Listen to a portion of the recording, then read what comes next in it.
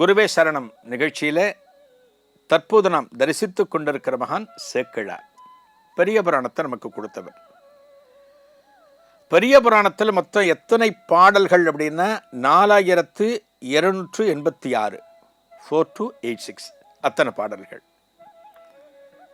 இந்த பாடல்களில் ஞானசம்பந்தரை பற்றி மட்டுமே 1256 பாடல்கள். பாருங்க, 63 பேருக்கு 4286. ஒருத்தரை பற்றி மட்டுமே 1256. ரேஷியோ பாருங்க. சம்பந்தர் பற்றி அதிகம் இருக்கு. அதனால என்ன சொல்லுவாங்க தெரியுமா? பிள்ளை பாதி புராணம் பாதி அப்படின்னு சேக்கிழார் எழுதின இந்த பெரிய புராணத்தை சொல்லுவாங்க. பிள்ளை பாதின்னா யாரு? சம்பந்தரே இல்லை, பாதி ஆக்கிரமிச்சுட்டார், மிச்ச புராணம் பாதி அப்படிங்கிற அர்த்தத்தில் சம்பந்தர் பற்றி அவ்வளவு தகவல்கள். சரி, இது எப்படி இவர் எழுதினார் அப்படிங்கிறத நம்ம பார்க்குறோம்.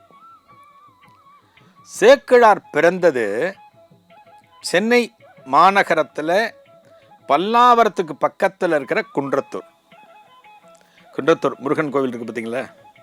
குன்றத்தூரில் சேக்கிழார் பிறந்தது சென்னை மாநகரத்தில் குன்றத்தூரில் பிறந்தார். சேக்கிழார் அப்படிங்கிறது பார்த்தீங்க அப்படின்னா, சே அப்படின்னா காளை அப்படிங்கிற ஒரு அர்த்தம் உண்டு.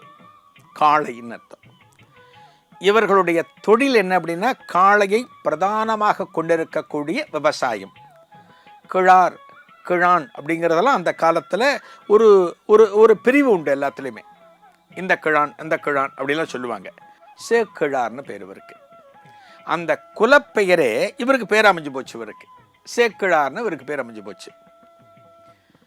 இவரை மாதிரி ஒரு ஞானம், ஒரு புலமை யாருக்குமே கிடையாது. பல விஷயங்களை படித்து தேர்ந்திருந்தார். ஒரு நல்ல படிப்பு, நல்ல ஞானம் இதெல்லாம் ஒருத்தருக்கு இருக்குது அப்படின்னா, இன்றைக்கி என்ன பண்ணுவாங்க? ஒரு பெரிய கம்பெனியில், ஒரு எம்என்சி கம்பெனியில் இவரை பார்த்துட்டு, இவரை நம்ம கம்பெனியில் எடுத்துக்கோப்பா, இந்த பொறுப்பு கொடு, உடனே ஓனர் ஓகே பண்ணுவார். நல்லா படிச்சிருக்கிற ஆசாமிக்கு. அதனால தான் கற்றவர்களுக்கு சென்ற இடமெல்லாம் சிறப்பு நம்ம சொல்கிறோம்.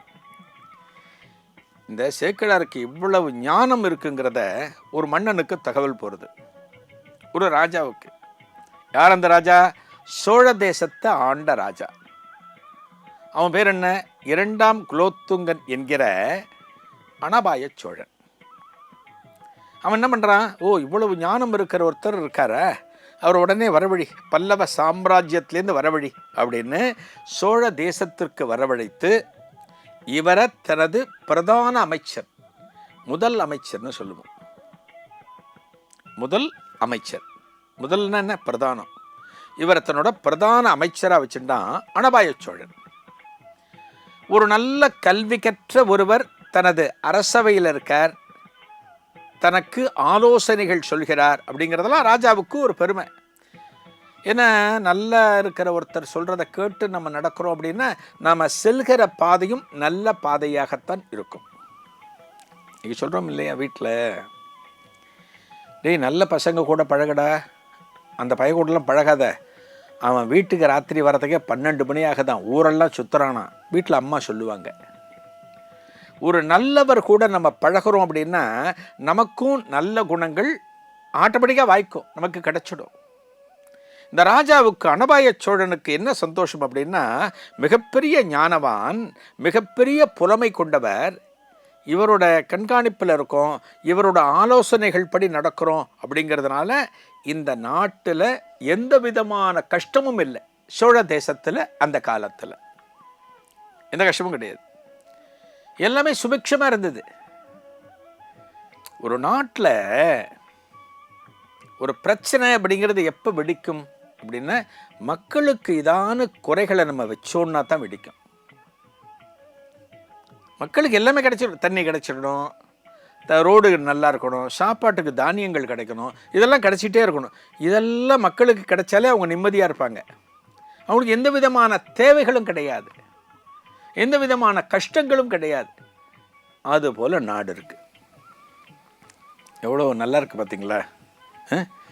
மக்களுக்கு கஷ்டமே இல்லை, மக்கள் நிம்மதியாக இருக்காங்க, ராஜாவும் நிம்மதியாக இருக்கான், ராஜாவும் சந்தோஷமாக இருக்கான். இதில் கவனிக்க வேண்டிய ஒரு விஷயம், ரொம்ப முக்கியமான விஷயம் ஒன்று இருக்குது. நம்ம சந்தோஷமாக இருக்கோம், நல்லா இருக்கோம், நம்ம எதிர்பார்த்ததெல்லாம் கிடைக்கிறது, நம்ம விரும்புகிறதெல்லாம் சட்டு சட்டுன்னு நமக்கு அமையிறது அப்படின்னா நம்ம கோவிலுக்கு அடிக்கடி போவோம்னு நினைக்கிறீங்க? போக மாட்டோம், போக மாட்டோம். எனக்கு எல்லாமே கிடைக்கிறது அப்படின்னா நான் ஏன் கோவிலுக்கு போகணும்? எனக்கு கிடைக்கலன்னா தான் நான் கோவிலுக்கு போவேன். கடவுளே எனக்கு இது வேணும், கடவுளே இதை நீ தான் கொடுக்கணும். கோவிலுக்கு போய் பிரார்த்தனை பண்ணுவோம். எல்லாம் கிடைக்குது, மக்களுக்கு எல்லாம் கிடைக்குது, ராஜாவுக்கும் எல்லாம் கிடைக்கிறது. ராஜா என்ன பண்ணினா, அனபாய சோழன் பக்தியை மறந்தான், ஆன்மீகத்தை மறந்தான். இப்பத்தான் இந்த சேக்கிழாருடைய பங்கு வருது இங்கே. இதன் தொடர்ச்சியை நாளைய குருவே சரணத்தில் காணலாம். நன்றி.